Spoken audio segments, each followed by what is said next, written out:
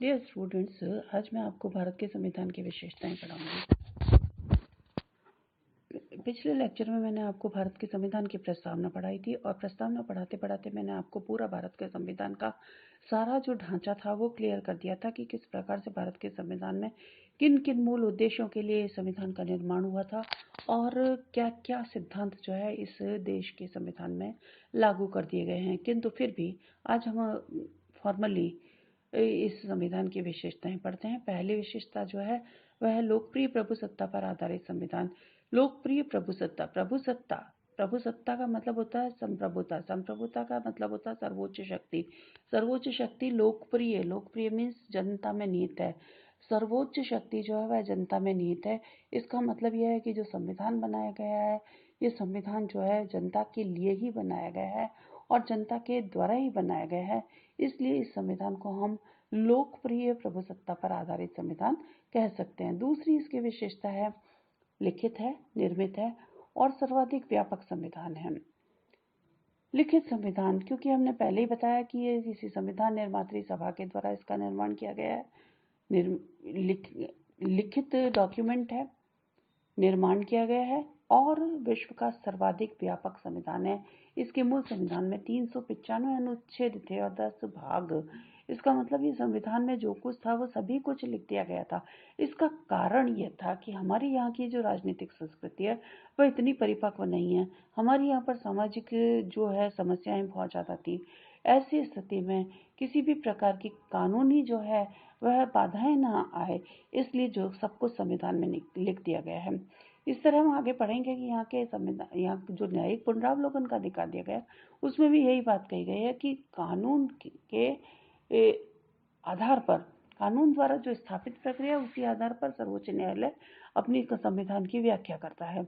इसलिए सबको संविधान में लिख दिया गया। जैसे मौलिक अधिकार है, समानता का अधिकार भी दिया गया, किंतु उसके साथ साथ उसके जो है उस पर जो प्रतिबंध लगाए गए हैं उनकी भी चर्चा साथ साथ में कर दी गई है। इसलिए ये संविधान बहुत व्यापक संविधान बन गया। ऐसा संविधान विश्व में कहीं भी व्याप्त नहीं है। तीसरी इसकी विशेषता है कि हमारा संविधान है कठोरता और लचीलेपन का समन्वय। मूल बात यह है कि कठोरता क्योंकि यहाँ पर संघात्मक व्यवस्था है। लचीलापन क्यों है? क्योंकि यहाँ संसदीय संप्रभुता है। दोनों ही बातें, दोनों संविधानों का इसमें समन्वय किया गया है। इस प्रकार से ये संविधान जो है कठोर भी है और लचीला भी है। कुछ अनुच्छेद जो हैं वह तो उसमें संसद अपने साधारण बहुमत से ही संशोधन कर देती है।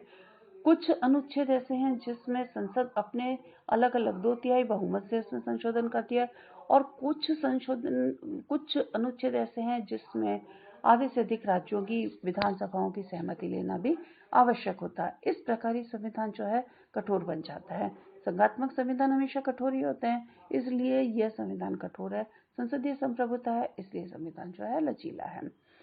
इसके आगे इसकी विशेषता जो है, यहाँ पे भी विधिगत शासन है, रूल ऑफ लॉ, कानून का शासन है। संविधान के अनुसार जो कानून संसद बनाती है उसी के अनुसार ही देश का शासन, देश की शासन व्यवस्था, देश की सामाजिक व्यवस्था, देश की आर्थिक व्यवस्था, उसका संचालन हो रहा है, संचालन किया जाता है। इस प्रकार से यह संविधान कठोरता और लचीलेपन का समन्वय है।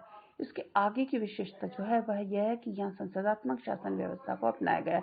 हम पहले ही बता चुके हैं कि यहाँ पर कार्यपालिका और व्यवस्थापिका का घनिष्ठ संबंध है, इसलिए संविधान जो है यह संसदात्मक संविधानों की श्रेणी में आता है। संसदात्मक शासन व्यवस्था में कार्यपालिका, जो वास्तविक कार्यपालिका है, उसका गठन जो है व्यवस्थापिका में से होता है और वह अपने कार्यों के लिए उसी व्यवस्थापिका के प्रति उत्तरदायी होती है। उसके कार्यकाल भी उस समय तक ही रहता है जब तक कि व्यवस्थापिका का विश्वास बना रहता है। दो प्रकार की कार्यपालिका होती है। एक कार्यपालिका नाम मात्र की होती है, दूसरी है वास्तविक कार्यपालिका होती है। नाम मात्र की कार्यपालिका जो है वो यहाँ पर राष्ट्रपति है और वास्तविक कार्यपालिका जो प्रधानमंत्री और मंत्रिपरिषद है। अगली विशेषता है इसके संविधान की, वह है गणराज्य। गणराज्य शब्द मैंने इसलिए पहले ही बताया और संविधान की प्रस्तावना में इसको बहुत डिटेल में मैं समझा चुकी हूँ कि भारत का जो राष्ट्रपति है या राष्ट्र का प्रधान है वह जनता के द्वारा प्रत्यक्ष या अप्रत्यक्ष रूप से चुना जाता है, इसलिए संविधान को हम गणराज्य कहते हैं। अगली विशेषता है संघात्मक शासन व्यवस्था। संघात्मक शासन व्यवस्था इकाई राज्य और संघ, इन दोनों के मध्य शक्तियों का बंटवारा कर दिया गया है। ऐसे देखिए, ये संविधान में ही बंटवारा कर दिया गया है, अमेरिका के संविधान में और भारत के संविधान में। ये अलग बात है कि अमेरिका के संविधान में सिर्फ केंद्र सरकार की शक्तियों को लिखा गया है, जबकि हमारे यहाँ पर संघ सूची, राज्य सूची और संपत्ति सूची तीनों मिला करके हम जो है संविधान में ही इसका उल्लेख कर दिया गया है। इस संविधान में शक्तियों का बंटवारा कर दिया गया है। इस प्रकार से ये संघात्मक शासन व्यवस्थाओं की श्रेणी में, हालांकि भारत का संविधान में कहीं भी संघात्मक शब्द का प्रयोग नहीं किया गया। भारत के संविधान का पहला जो अनुच्छेद है वो ये कहता है कि India, that is Bharat, will be the union of states. States, union of states, सारे स्टेट्स का यूनियन है। इसीलिए हमने यहाँ पर देश में प्रस्तावना में देश की एकता और अखंडता की बात की थी, क्योंकि अखंड नहीं हो सकता, ये इसकी इकाइयाँ जो है अलग अपना अस्तित्व नहीं बना सकती, देश से अलग नहीं हो सकती। इस प्रकार हमारे यहाँ पर जो है रीजनलिज्म होते हुए भी, क्षेत्रवाद होते हुए भी हमारे यहाँ पर सब भारतीय हैं। अब आगे आता है कि संघात्मक शासन व्यवस्था होते हुए भी एकल संविधान है। संविधान एक ही है। अमेरिका जैसे देशों में संविधान दो प्रकार के संविधान होते हैं। केंद्र सरकार का संविधान, एक उस राज्य का संविधान जिसमें कि अलग राज्यों का अलग अलग संविधान होता है और अलग अलग राज्यों की अलग अलग नागरिकता भी होती है। इसलिए इसकी एक विशेषता ये भी होती है कि वहाँ दोहरी नागरिकता, जब हमारे यहाँ पर इकहरी नागरिकता पाई जाती है। हम संघात्मक शासन, हमारा ढांचा जो है वह संघात्मक है। हम वैसे इसमें एकात्मकता के भी कई गुण पाए जाते हैं, जिसकी हम डिटेल में चर्चा आगे करेंगे।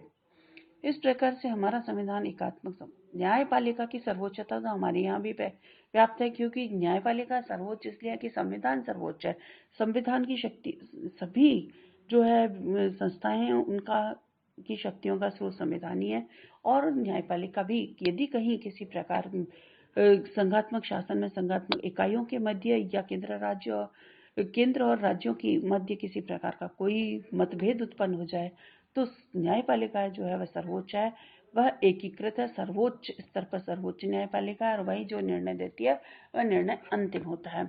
इस प्रकार हमारे यहाँ पर न्यायपालिका की सर्वोच्चता भी पाई जाती है, जो संघात्मक शासन व्यवस्था की भी एक विशेषता होती है। इसके अलावा मौलिक अधिकारों की व्यवस्था, हमारे संविधान के भाग 3 में मौलिक अधिकार पाए जाते हैं।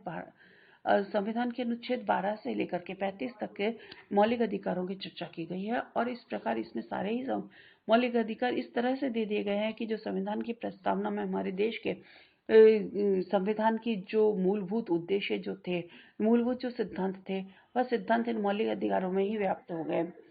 कुछ संविधान के जो अधिकार थे वो नीति निर्देशक तत्वों में भी पाए जाते हैं। नीति निर्देशक तत्व इसलिए है कि राज्य की नीति को डिसाइड करने वाले, उसको डायरेक्ट करने वाले जो तत्व हैं कि भाई ये चीजें हैं, हम इनको, बाध्यता हमारी नहीं है इसके ऊपर, फिर भी हम राज्य कोई भी नीति बनाएगा तो नीति निर्देशक सिद्धांतों के आधार पर ही बनाएगा।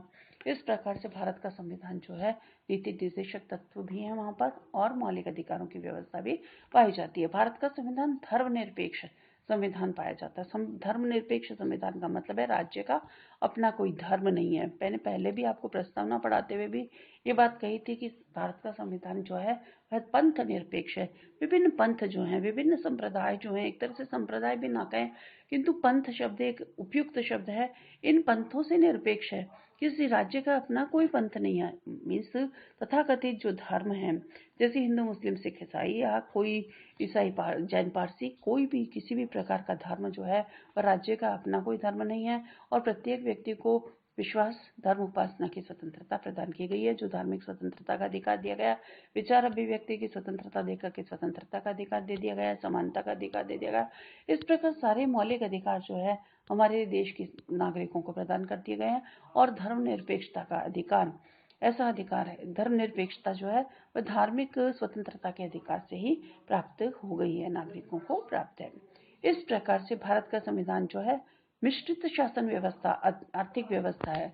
मिश्रित आर्थिक व्यवस्था का मतलब, जैसे मैंने आपको पहले ही बताया था कि न तो समाजवादी है, न हमारा संविधान पूर्णतः पूंजीवादी है। फिर भी अब हम 1991 से हमने उदारीकरण को अपना लिया, हमने भूमंडलीकरण को अपना लिया, इसलिए प्राइवेटाइजेशन का हमारे देश में भी जो है प्रवेश हुआ। फॉरेन जो पूंजी है उसका भी भारत में निवेश होने लगा। इस प्रकार से लोगों को रोजगार के जो है वो साधन भी, अपॉर्चुनिटीज भी बहुत प्राप्त हुई। किंतु इसके साथ साथ इसके जो माइनस पॉइंट्स हैं उसके बारे में हम आगे चर्चा करेंगे। किंतु भारत की अर्थव्यवस्था यदि हम कहें तो ये कह सकते हैं कि यह पूंजीवाद और समाजवाद दोनों के का मिश्रण है। कुछ संस्थाएं जो है हमारे यहाँ आज भी सार्वजनिक क्षेत्र में आती हैं, जबकि कुछ जो संस्थाएं हैं वह आज जो प्राइवेट सेक्टर्स में आने लगी है। इस प्रकार से भारत विकास की ओर बढ़ा भी है पूंजीवाद के कारण और समाजवाद के कारण अपने देश की जो है मूल महत्ता को उसको भी बनाए रखा हुआ है। इस प्रकार से हमारा संविधान जो है लोक कल्याणकारी राज्य की अवधारणा पर। अगली विशेषता है लोक कल्याणकारी राज्य। लोक कल्याणकारी राज्य का तात्पर्य यह होता है कि राज्य जो है कहाँ हस्तक्षेप करेगा, जहाँ जनता के कल्याण की बात होती है। जनता के कल्याण में राज्य को अपने कार्यों में, व्यक्तियों के कार्यों में हस्तक्षेप करने का अधिकार है। उनकी नीतियों को डिसाइड करने का, उनके लिए नियम बनाने का राज्य को अधिकार प्राप्त है। इस प्रकार से हमारा देश जो है वह लोक कल्याणकारी राज्य की अवधारणा पर आधारित है। इसके आगे है विश्व बंधुत्व की भावना पर आधारित है। भारत की विदेश नीति को यदि हम देखें तो भारत हर देश के साथ में एक बंधुता का भाव रखना चाहता है। भारत संयुक्त राष्ट्र संघ का एक फाउंडिंग मेंबर था। एक जो परमानेंट मेंबर, जो शुरुआत का जो मेंबर होता है वह संस्थापक मेंबर जो था वह था। और भारत संयुक्त राष्ट्र संघ में आज भी विश्वास करता है, संयुक्त राष्ट्र संघ की संस्थाओं में भी आज भी विश्वास करता है। और इस प्रकार से भारत का संविधान जो है वह विश्व बंधुत्व के, आज हम कहें तो नेहरू जी के पंचशील के सिद्धांत जो हैं वह भी बहुत अपना अहमियत रखते हैं। यद्यपि कुछ लोग इसकी आलोचना भी करते हैं कि चीन के संदर्भ में पंचशील के सिद्धांतों को अपना करके नेहरू जी ने मात खाई चीन के सामने। किंतु चाइना तो देश ही ऐसा है, वह तो चीट करने वाला, वह तो हर देश के साथ करेगा। इसका मतलब ये तो नहीं कि हम अपनी विदेश नीति के मूल सिद्धांतों का, आदर्शवाद को हम जो है वह बंद करते हैं, समाप्त करते हैं। हम यथार्थवाद को भी अपना रहे हैं, जहाँ आवश्यकता होती है वहाँ यथार्थवादी नीतियों को अपनाया जा रहा है। किंतु वैसे जो बेसिक सिद्धांत हैं हमारे विदेश नीति के, वह सिद्धांत जो हैं आदर्शवादी सिद्धांत है। इसलिए ये कहा जा सकता है कि भारत का संविधान जो है विश्व बंधुत्व के आचरण पर आधारित है। एक विशेषता है वयस्क मताधिकार। अब भारत को हम प्रतिनिधित्वात्मक लोकतंत्र की श्रेणी में रखते हैं, क्योंकि लोकतंत्रात्मक राज्य बनाने के लिए प्रस्तावना में कहा ना, लोकतंत्रात्मक राज्य, लोकतंत्र, जनता का शासन। जनता कैसे शासन करेगी? सीधा तो शासन कर नहीं सकती, जैसे कि स्विट्जरलैंड के कुछ कैंटन्स में है, किंतु वह अपने प्रतिनिधियों के माध्यम से ही शासन करती है। और प्रतिनिधि को कौन चुनता है? देश की वयस्क जनता। वयस्क जनता मीन्स 18 वर्ष का प्रत्येक वयस्क नागरिक अपना मताधिकार का प्रयोग करके अपने प्रतिनिधियों को चुनता है और वे प्रतिनिधि जो है शासन कार्य करते हैं। इस प्रकार हमारे यहाँ पर जो है वयस्क मताधिकार की व्यवस्था भी की गई है और भारत को एक प्रजातंत्रात्मक राज्य घोषित कर दिया गया। इस प्रकार से हम उपर्युक्त सारी विशेषताओं को दृष्टिगत रखते हुए भारत को हम कह सकते हैं कि भारत वास्तव में एक लोकतंत्र है।